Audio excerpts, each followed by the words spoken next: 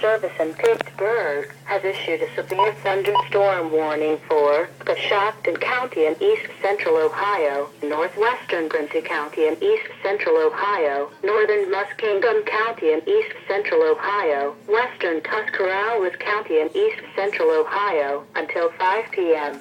At 3:54 p.m., a severe thunderstorm was detected 9 miles southwest of New Guilford and was moving east at 25 miles an hour.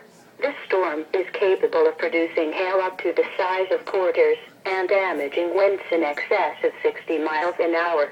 Locations impacted include New Guilford, Cooperdale, Nellie, Warsaw, Adamsville, Conesville, Coshocton, Ferncliff, Otsego, West Lafayette, Plainfield, Bowdoin. This is a dangerous storm.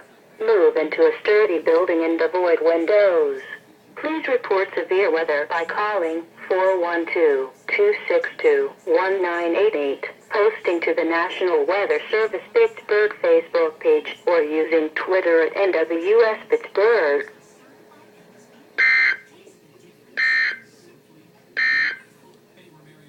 Now looking at the weather.